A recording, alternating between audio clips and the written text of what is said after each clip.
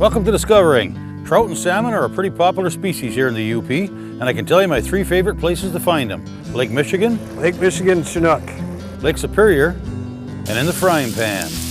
Tonight we're hanging out in the kitchen with Mary Malnor, looking at a few different tasty ways to cook trout and salmon. Then we're off to Escanaba for the Great Lakes Logging and Heavy Equipment Show. It started out as just a little small, almost backyard thing, and it's just progressed into something as big as what it is today. That's all tonight, so put your feet up and relax. It's Monday night, and time for Discovering.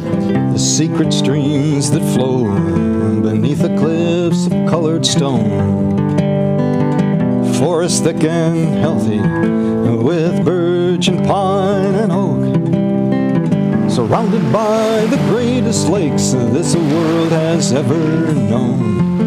The black bear's awesome presence as he roams the hills and fields, call of the timber wolf, the loon's lonesome trill, the eagle soaring high above, the trout lies deep and still. These are what I treasure, the only way I measure feelings that I have for this fine land. There is so much to discover when you're a long-time lover of northern Michigan.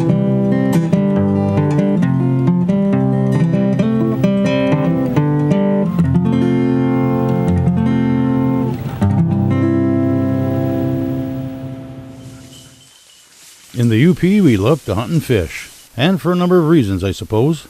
The satisfaction of outsmarting another creature in their own environment, or the excitement of a nice buck in the crosshairs, or a fish on the end of a line. But it's also about food in the freezer. There's just something about eating what you caught. And eating means cooking. I spent some time in the kitchen with Mary Malnor. I met up with Mary at a couple of events in the past and had the opportunity to taste her food. Okay, we've got some Italian vegetable soup in here. All I know is she sure can cook. Brian brought some beautiful pieces of fish out for me, and we're going to try a whole bunch of different ways, some simple ways, and then we're going to finish with a nice salmon in a butter garlic cream sauce. So first thing first is fish tacos. Let's get started. A combination oil, I like to use a blend of coconut, avocado, and sunflower. It's got a nice high smoke point to it, so I can get the pan really, really nice and hot and get a nice good sear on the fish. This is a fish taco seasoning that I use. It's a little bit different than if I was going to use like ground beef or ground chicken. It's a little bit lighter. It doesn't have quite the hot chili powder, so it's a little bit lighter. They're beautiful pieces of fish. Yeah, look at that. Oh, that's beautiful. I like to serve my tacos a little bit differently also. You can use like a corn tortilla, but I like to use cabbage leaves. So we're going to be putting them in cabbage leaves with a little bit of a cilantro slaw and a lime cream. So you can see it's starting to flake already. So it really doesn't need much time. So if you had everything all prepped and ready, you could come home and have dinner on the table in about 15 minutes. Stainless steel pots, one stainless steel grill pan. Everything else I have is cast iron. I've got them in all different sizes. The reason I like cast iron is I can get a real nice high sear on it, and I can put it right into the oven. I can take it out, I can use it on the grill, and I can use it over a campfire. The other reason that I really, really like cast iron is the iron is bioavailable to our bodies a little bit more than taking an iron supplement or something like that. So you're getting the iron that your body needs in a real easy way just by cooking. Oh, look at the beautiful crust on there. You cannot get that in a Teflon pan. And Teflon is really not supposed to be used at a high heat. If you have birds in the house, it can really, really harm them because of the vapors that it off-gasses. So now we're going to go on to the slaw.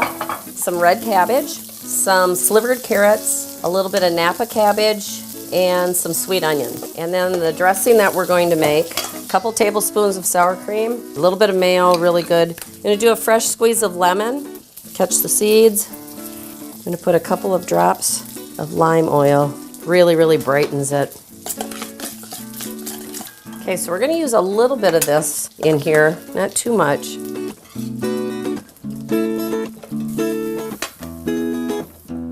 Now you could easily use a corn or a flour shell. I'm always the one that wants to get more veggies.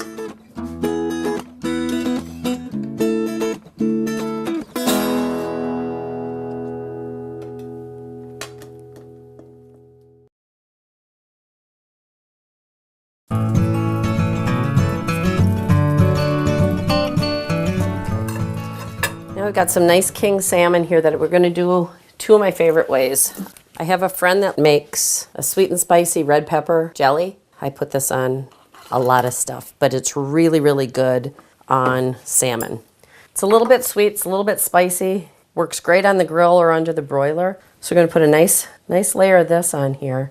And then we're going to do a little bit of a dry Thai seasoning. It's just a Thai seasoning with some red pepper, some hot spices in here.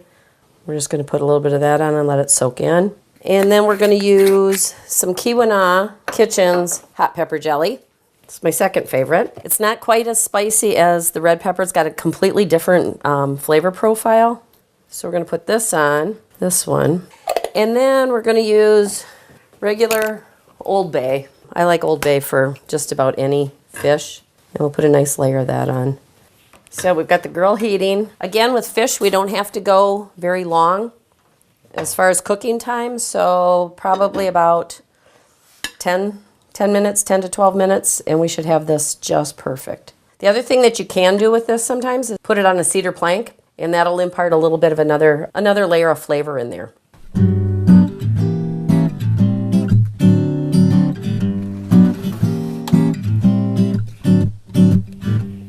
Now, fish you can't put directly on the grill because a lot of times it'll flake and then it'll start to fall apart. So I always like to use either a grill pan or you could put some foil down.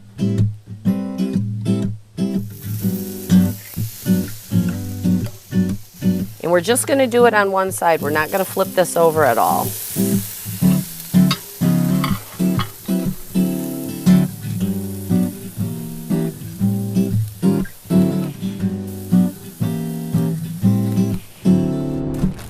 Okay, so what we're going to do with this one is we're going to make a Parmesan breadcrumb. Check out the size of this garlic. My girlfriend grows the biggest garlic you've ever seen. So we're going to do this. It's going to go in there. Just some shredded Parmesan. You can use an Asiago, a Romano. We're going to put a little bit of oregano, just a pinch of red pepper. Okay. So this, we're going to drizzle a little bit of olive oil in.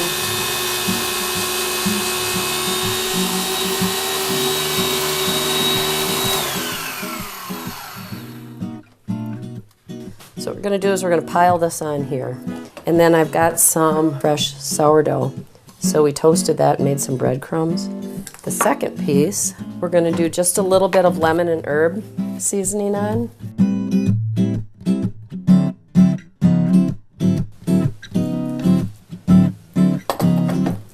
And then again, we'll put some breadcrumbs on here. Okay, let's go get these on the grill. Look at this. Now, a way you can tell if it's getting done is I like to just kind of middle. There's still a little bit of juice in here, so it's not quite finished all the way through. This one's getting close, though. There we go. Oh yeah, look at that.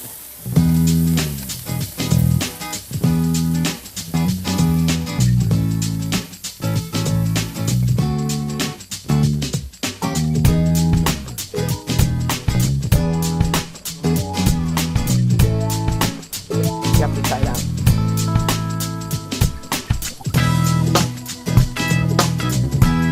Okay, so here's the other pepper with the Old Bay. And this will be just as good too.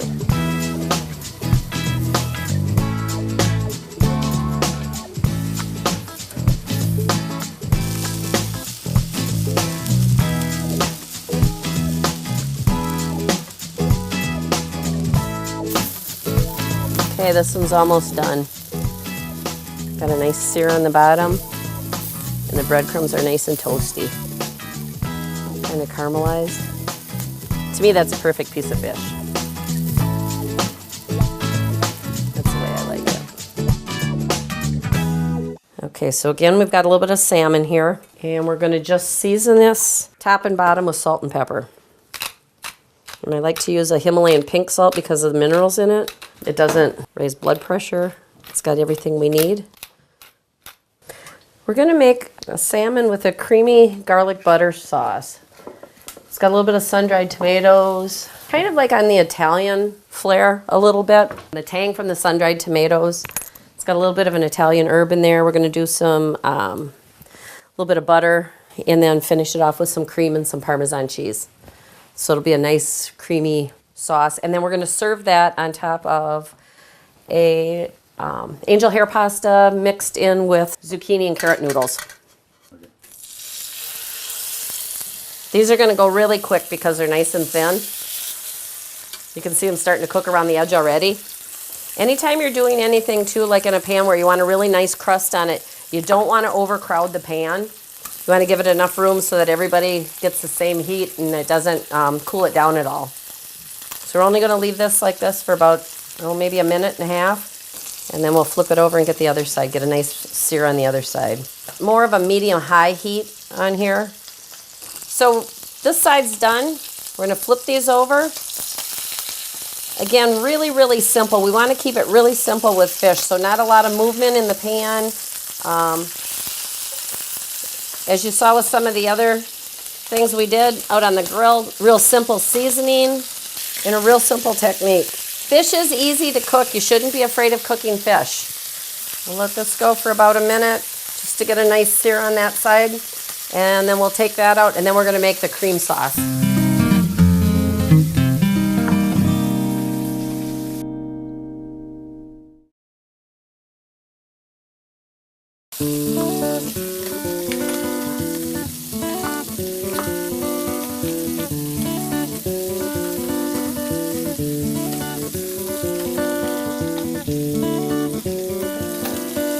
Let those rest a little bit. We're going to turn the heat down and let the pan cool down just a little bit. So we're going to turn it down to about a medium.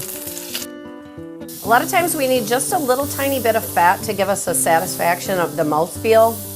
When we came in with all the low fat and stuff, everybody started eating way more. Their brain wasn't getting satisfied from the taste of that fat and that mouthfeel. So I like to use full fat yogurt, full fat sour cream, and full fat butter. We're going to put in some diced onion, saute that down a little bit, and then we're going to put in some garlic. And we don't want to put the garlic in and use that too high of a heat because it'll burn it and it'll give it a bitter taste. So we want to just saute it in with this butter and let the onions sweat a little bit so we get the nice garlic flavor, but we don't get that bitterness. Just let that saute down a little bit. I'm going to add a little bit of fresh lemon juice. You could use a white wine here too. I'm just going to go with a little bit of fresh lemon today. You could also add a little bit of vegetable broth or chicken broth if you wanted. Again, let that cook down. What we're doing is we're layering the flavors right now. So instead of putting them all in together, we're letting them all just kind of meld, come up with this wonderful, wonderful flavor. Now we're going to put in my favorite, the sun-dried tomatoes. And these are a julienne cut in an herb oil, so they've got a little bit of Italian seasoning in with them already. Again, just layering, just letting them cook down, letting the flavors meld together. Because then nothing assaults you and hits you so that it would overpower anything. So you get those nice little nuances in there where you taste a little bit of the lemon, you taste the garlic, you taste the sun-dried tomatoes, but they all kind of come at their own time. Now we're going to put in a little bit of fresh spinach. It looks like this is a ton of spinach. It's going to cook down to practically nothing. Get those all coated with all the oil from the tomatoes and the butter that we had in there. So we're going to coat the spinach really good and let that kind of cook down and wilt down a little bit. You can see it changing color. It gets that real nice vibrant green.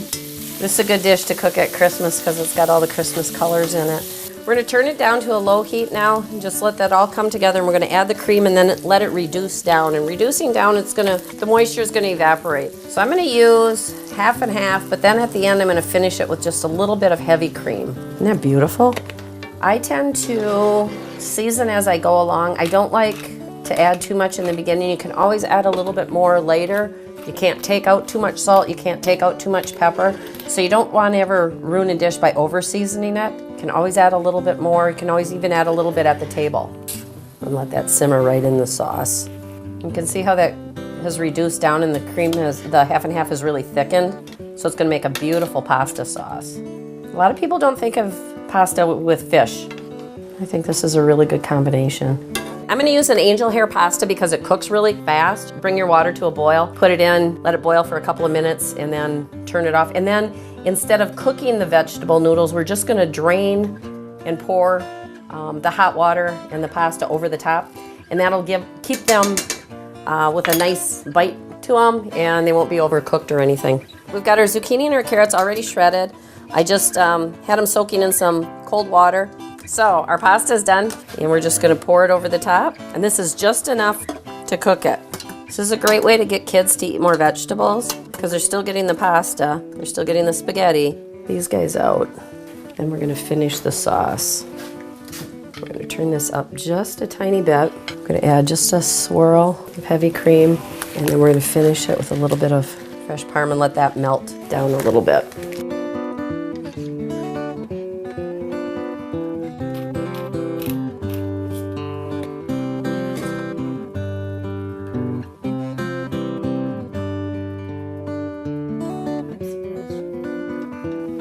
Creamy garlic sauce over a king salmon with pasta and veggie noodles.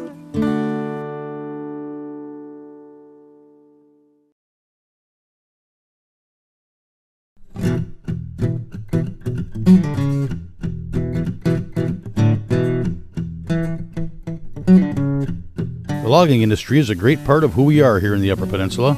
It accounts for a huge number of jobs and goes hand in hand with our outdoor lifestyle.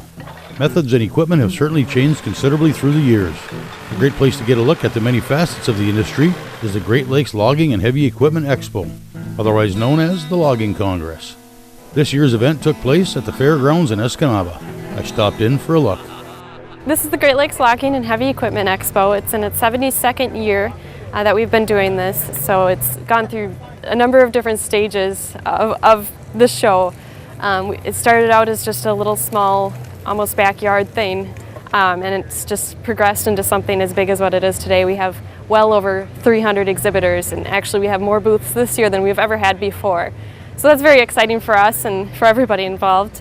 We always like to get more people to come, and the exhibitors certainly like to have plenty of other exhibitors to share time with and network with, and they also enjoy having the publicity and the attendees coming, and it's really just a great time. Our association is the Great Lakes Timber Professionals Association. That's the group that actually puts on the event. And we're a two-state organization based in Wisconsin, but we cover both Michigan and Wisconsin. So it's in our bylaws actually that we have to rotate between states every other year. So this year it's in Escanaba. Next year it'll be going to the Sunnyview Expo Center down in Oshkosh, Wisconsin, and then hopefully back up into Michigan the following year. The main focus of the show is just bringing people together in the industry and letting them network with each other and communicate with each other. It's such a busy industry that most people, they're in the woods all the time. They don't always get out to talk to other people in the industry or get to look at other businesses. So this is a good way for them to kind of take a break, relax, chat with one another, even find ways that they can improve their business, different companies that they can cooperate with and things like that. It's certainly good for people in the industry as well as people outside of the industry who just need to learn about what the industry is all about. We have about 190 indoor exhibits. Those are just like any other exhibit hall that you've ever been to, a booth set up where folks can come in and check out what the business is about. Out here we have a lot of bigger companies. Most of our major sponsors have large booth spaces out here. They go all out to try to make sure that their exhibit gets the most attention. It's kind of become a friendly competition to see who can outdo the other company. So they'll hire landscaping firms, they'll put down wood chips, they create sidewalks in their booth space. It's really just a sight to see. Lockset is a forest machine manufacturer, and we are coming from Finland. This year we are super happy. We have a 25 years anniversary, and we are for the first time here in USA with Fabric Cat. Lockset, we are a forest machine manufacturer based there in Finland, and we are very glad to be here today at that international show to present our equipment here. Behind us is the first time we are showing the 88 GT here at the show, and we gonna sell those machines with our partner Fabric Cat. So the 88 GT today that we are having here has 300 horsepower, and it's an awesome machine. We have a rotating cab, we have a powerful boom here on the front with 33 feet of reach. We have a big harvesting head with 31 inch of harvesting, 8 wheels, very stable machine and very productive. And here also today, so we are having a beautiful 8F, which is a 4-water, 8 wheels machine also, and it's a 60-ton US machine, available here today on the Fabic Cat stand with lock set. Back in the corner here we have Chainsaw Alley is what we call it, where we've got a lot of live demos of log splitters, wood carvers, chainsaw demonstrations, and we also have a few different competitions going on. The Komatsu forwarder competition, that's basically a few folks will compete against one another in a forwarder. They have to try to maneuver logs and the machine as efficiently and precisely as possible. It's really neat to watch them try to pull logs out from some obstacles and over other obstacles, and it's a neat event to watch. And then in the back we've got the Barco Loader Championship, which is essentially where folks can climb up in the loader and then they demonstrate their skill with trying to basically pick up logs and set them in a log cabin type format. Again, that's a timed event. They try to do it as precisely and efficiently as they can, and there's points that are deducted for inaccuracies or things like that. Some other contests we have going on is the women's bowling pin toss, where women get together and they literally just toss bowling pins down the road and try to see who can get it the farthest. So that's a fun event to watch. And then we've got the tug of war event, which is Michigan versus Wisconsin. Guys from either state just pile up on the side of the rope and they tug to their heart's content until one or the other state wins. Ready, set, go! Last year Wisconsin won, but hopefully this year Michigan can make a run for it. Looks like Michigan. Oh! Michigan wins it.